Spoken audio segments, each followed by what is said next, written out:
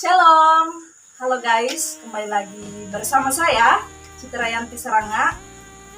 Kita akan bersama-sama ngobrol dalam obrolan seputar teologi dengan tema keunggulan Yesus dalam kitab Ibrani. Bersama tamu-tamu kita yang ganteng-ganteng, yaitu Sofian Sandalangi dan Kakak Renaldi Panggau. Ya, kita akan ngobrol bersama seputar keunggulan Yesus dalam kitab Ibrani. Ya, saya akan bertanya kepada bintang tamu kita ini, bagaimana Yesus atau siapakah Yesus menurut kalian? Ya, mungkin dari Kakak Sofian dulu. Ya. Ya. Oke, kalau menurut saya secara pribadi, saya menganggap Yesus itu teman saya, sahabat saya. Mengapa saya katakan demikian? Karena saya tidak bisa mempercayai teman-teman saya, orang-orang lain 100%. Karena kalau saya curhat, kalau ada saya sedang berduka atau lagi down, saya curhat ke teman-teman saya itu rahasianya tidak 100% aman, tidak bisa bocor ya kan ya. Iya. Makanya kalau ada lagi down atau lagi berduka, saya curhatnya ke Yesus. Walaupun banyak orang yang mengatakan Yesus Mesias dan sebagainya, iya saya percaya mereka, tapi secara pribadi saya mengatakan bahwa Yesus itu sahabat saya, Yesus itu teman saya.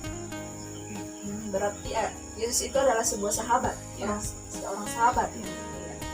Menurut Kakak Renaldi Panggau bagaimana? Siapakah Yesus menurut Kakak sendiri? Ya, kalau menurut saya Yesus itu adalah bisa dikatakan Tuhan, juga bisa dikatakan juru selamat. Mengapa saya katakan Yesus itu adalah juru selamat? Karena di dalam kitab Injil dan surat-surat Paulus menjelaskan tentang apa tujuan Yesus datang ke dalam dunia ini, dan tujuannya yaitu menyelamatkan orang-orang yang berdosa. Jadi kalau menurut saya pribadi, Yesus itu adalah juru selamat. Ya.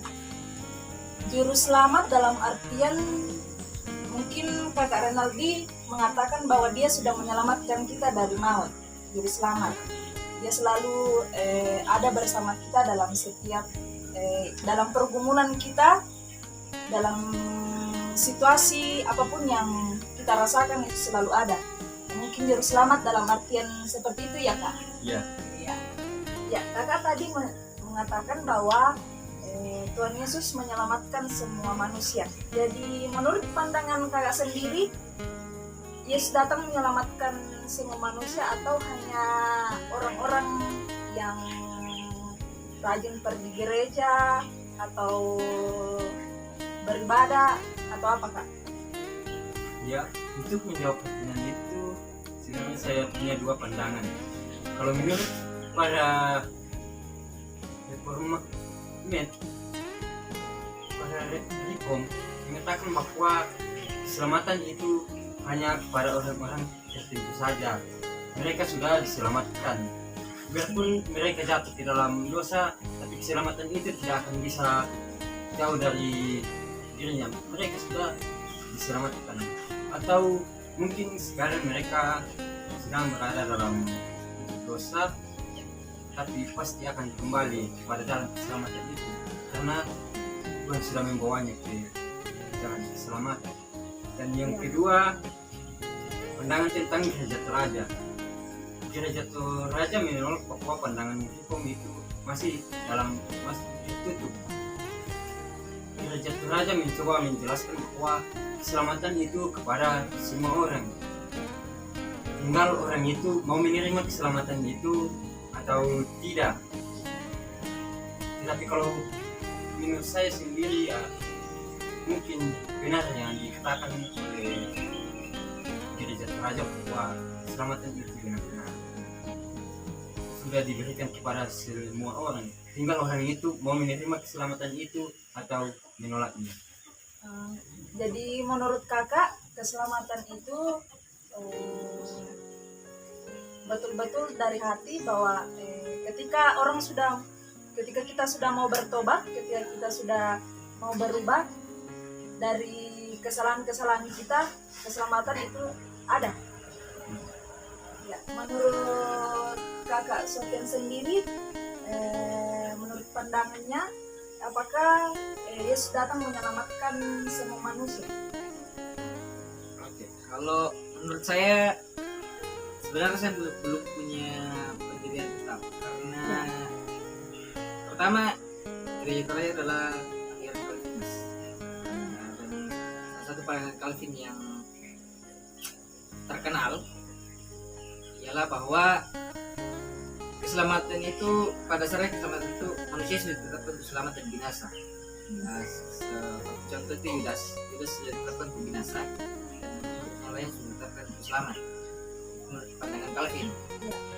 Seperti yang saudara kita sebutkan tadi, gereja Toraja aliran Calvin, tapi tidak, mereka hanya mengambil dari Calvin, tidak mengambil ajaran Calvin yang sesuai dengan autentik.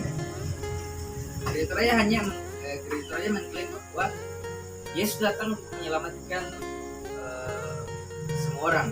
Keselamatan yang diberikan oleh Yesus itu universal, tinggal orang lagi. Dan yang biasa kita pelajari selama ini, yang kita tahu selama ini, bahwa jalan keselamatan yang Yesus bilang atau jalan keselamatan hanya. Kalau saya secara pribadi kadang masih simpang siur mau ikut yang mana, jadi belum punya pendirian tetap. Berarti tidak mempunyai pendirian bahwa apakah Yesus datang menyelamatkan semua manusia. Ya, jadi kesimpulan dari pembicaraan kita tentang keselamatan, kuncinya bahwa ketika kita memperoleh keselamatan, kita harus percaya. Jadi saya ingin bertanya kepada kakak-kakak bahwa apakah kalian sudah yakin bahwa kalian sudah diselamatkan? Dari kakak Renaldi dulu. Ya, kalau menurut saya ya saya sudah selamat, karena kalau saya tidak selamat sia-sialah pengorbanan Yesus di kayu salib. Dan Yesus datang ke dunia ini menyelamatkan orang-orang. Jadi ya saya yakin saya selamat. Berarti Yesus. 100% ini kakak Renaldi sudah meyakinkan dirinya bahwa kakak sudah selamat ya?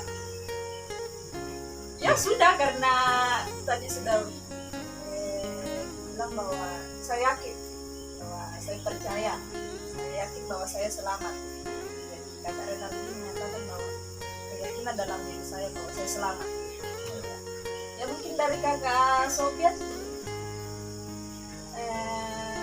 menurut kakak bahwa kakak ini sudah selamat kan? Sudah diselamatkan? Mau makan? Oh iya. Tidak apa-apa, santai-santai saja. Kita ini ngobrol-ngobrol. Kalau menurut saya kan saya selamat. Begini, saya jelaskan sedikit. Yang dimaksud Calvin itu manusia ditetapkan selamat dan binasa. Kalau yang saya tangkap dari maksud Calvin adalah yang ditetapkan selamat ialah orang-orang yang percaya. Ya. Dan dia sendiri mengatakan berjalan kebenaran yang hidup. Sampai kepada Bapa kita harus percaya kepada Yesus. Jadi jika kita percaya Yesus, kita selamat. Dan saya yakin karena saya percaya kepada Yesus. Kalau saudara sendiri yakin percaya? Menurut saya sendiri ya, saya yakin, saya percaya, karena saat ini saya percaya bahwa Tuhan Yesus sudah menyelamatkan saya. Dalam artian dia sudah mengorbankan dirinya, dan kematian, pengorbanannya di kayu salib, dia sudah menyelamatkan kita manusia. Itu menurut saya sendiri, bahwa saya yakin. Ya, sebelum kita masuk dalam topik kita yang utama mengenai keunggulan Yesus dalam kitab Ibrani, bagaimana keunggulan Yesus dalam kitab Ibrani. Tapi sebelum itu guys, kita akan istirahat sejenak. Begitu jangan kemana-kemana ya. As these seasons keep on changing, life goes on and on and on and on.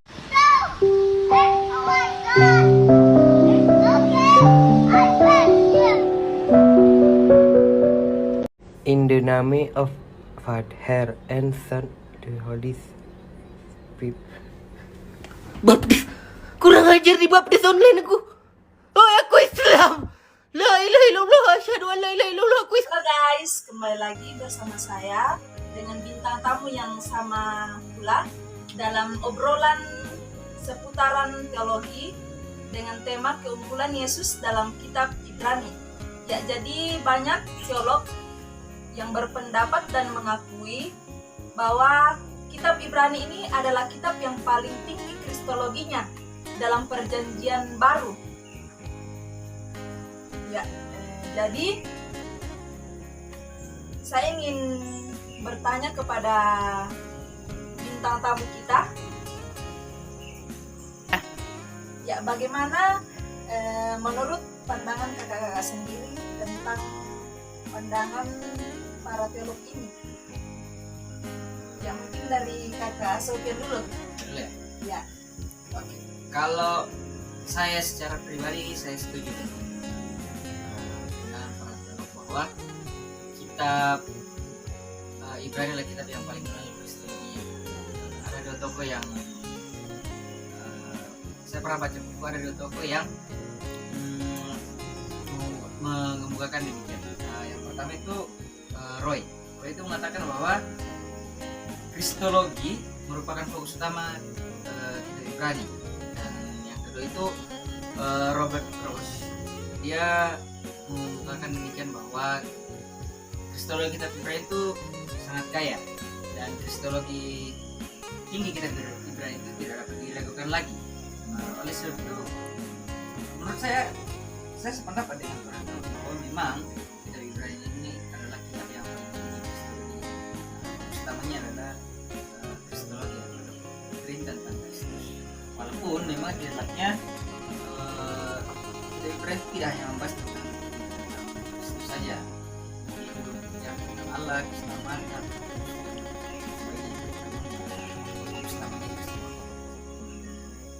menurut pandangan kakak Aldi sendiri tentang pandangan-pandangan teolog yang mengatakan seperti itu? Ya, kalau pendapat saya sama seperti pendapatnya Sofian bahwa kristologi atau doktrin tentang Kristus memang sangat ditekankan di dalam kitab Ibrani. Pribadi dan karya Kristus adalah pusat perhatian kitab suci. Berarti kitab Ibrani ini mempusatkan pada sebuah ajaran tentang Kristus. Jadi tadi kakak bilang kakak setuju dengan pendapat para teolog yang mengatakan bahwa yang paling tinggi kristologinya adalah kitab Ibrani dalam perjanjian baru. Tapi yang saya pertanyakan di sini menanya bahwa kenapa yang paling tinggi itu kitab Ibrani, sedangkan masih banyak kitab-kitab yang lain. Contohnya seperti kitab Injil. Apa sih yang mengunggulkan kitab Ibrani sehingga kristologinya paling tinggi? Yang menurut kakak Sofian sendiri bagaimana? Oke, kalau menurut saya alasan saya setuju dengan para teolog mengapa kristologi kitab Ibrani itu penting itu karena kalau kita membaca kitab Ibrani, dia hampir setiap pasalnya itu mengungkapkan tentang kealahan Yesus. Kealahan Yesus seperti dalam pasal 1, Yesus adalah anak Allah. Bisa kita baca dalam Ibrani pasal 1. Dan Ibrani yang pasal 2, oleh dia Allah telah menciptakan alam semesta. Itu kita bisa baca di pasal 2. Dan kalau kita mencermati kitab Kejadian, setiap kali Allah menciptakan segala sesuatu, Allah pasti berkata, berfirmanlah Allah, maka jadilah, seperti itu kan. Dan itu disinggung dalam kitab Yohanes. Yohanes berkata bahwa pada mulanya adalah firman dan firman itu adalah Allah. Jadi firman yang dalam perjanjian lama dalam proses penciptaan yang dimaksud di ialah Yesus. Jadi Yesus di sini ialah firman yang turun dalam bentuk manusia. Terus dalam pasal yang kedua juga kita dapat membaca tentang Yesus lebih baik atau lebih tinggi daripada nabi karena dia adalah ahli waris. Ahli waris di sini kita sering mengungkapkan dalam ibadah hari Minggu. Jadi pengakuan iman rasuli ya. Akan datang yang kedua kali untuk menghakimi orang yang hidupnya mati. Di situ yang dimaksudkan Yesus. Yang akan datang kedua kali yang dimaksud itu Yesus. Kenapa Yesus disebut ahli waris? Karena Yesus dinubuatkan di dalam kitab ini bahwa dia akan datang kembali untuk membangkitkan orang yang hidupnya mati. Kita percaya itu. Dan banyak kali kitab Injil berbicara tentang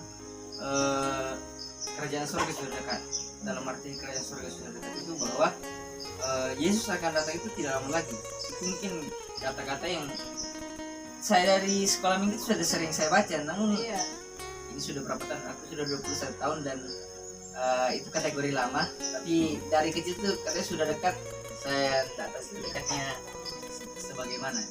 Terus dalam pasal yang ketiga, ia adalah cahaya kemuliaan Allah dan gambar wujud Allah dan menopang segala yang ada, firman-Nya yang penuh kekudusan, menopang seluruh ciptaannya, memberikan keselamatan bagi kita umat manusia. Dan yang menarik dari kitab Ibrani di sini, Yesus sendiri yang mengorbankan dirinya. Memang dibahas di kitab Injil, namun di kitab Ibrani saya pikir setelah saya baca kitab Ibrani lebih komplit aja, kayak dia itu lebih membahas tentang kealahan Yesus kalau dari saya. Iya.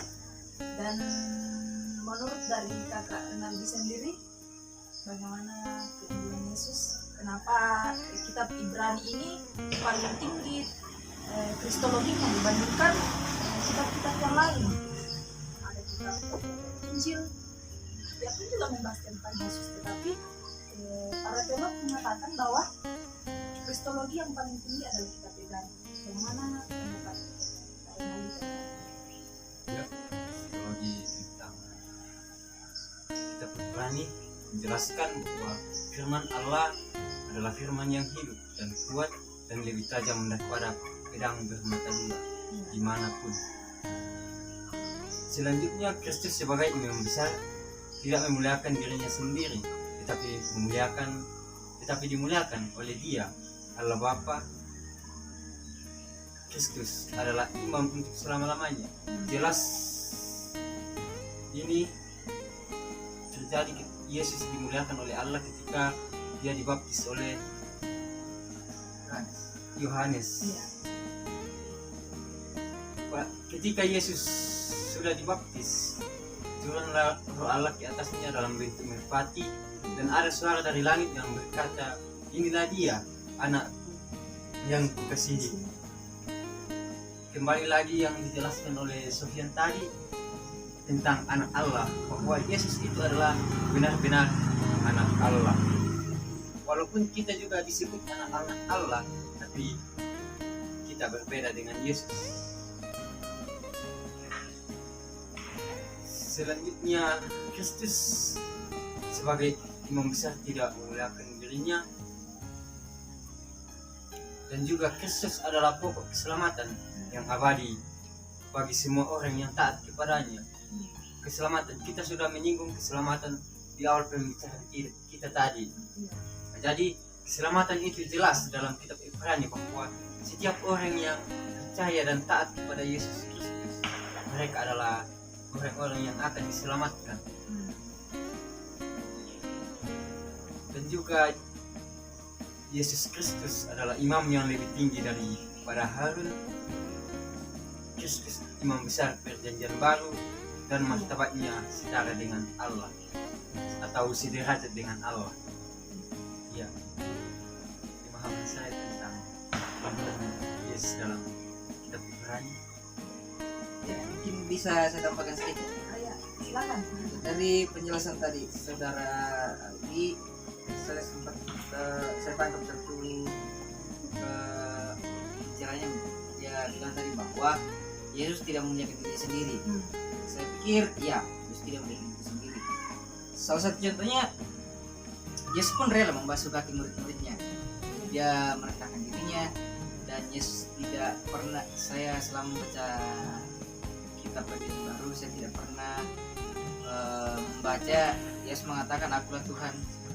Tidak. Saya, atau mungkin pengetahuan saya kurang, tapi sampai sejauh ini saya belum pernah membaca kitab Perjanjian Baru yang mengatakan Yesus Tuhan. Tapi murid-muridnya yang mengakui bahwa Yesus ialah Tuhan, Yesus ialah Mesias. Salah satu contohnya Petrus kan. Petrus sendiri mengakui bahwa Yesus adalah Mesias. Pada saat itu orang-orang banyak yang mengatakan bahwa Yesus ini adalah Elia. Tapi Petrus dan hanya mengatakan bahwa Yesus adalah Mesias. Kesimpulan kita dari percakapan obrolan kita pada saat ini dengan tema keunggulan Yesus dalam kitab Ibrani. Kitab Ibrani ini paling tinggi kristologinya karena kitab Ibrani secara spesifik menjelaskan tentang kealahan Yesus. Ya, jadi demikianlah obrolan kita seputaran teologi dengan tema keunggulan Yesus dalam kitab Ibrani. Terima kasih kepada bintang tamu kita yang sudah berbagi dengan kita semua. Kita boleh belajar, kita boleh mengerti tentang keunggulan Yesus dalam kitab Ibrani. Saya minta maaf ketika saya membawakan acara ini mungkin ada salah kata dan perbuatan, mohon dimaafkan untuk bintang tamu. Ya. Sekian dan terima kasih. Shalom.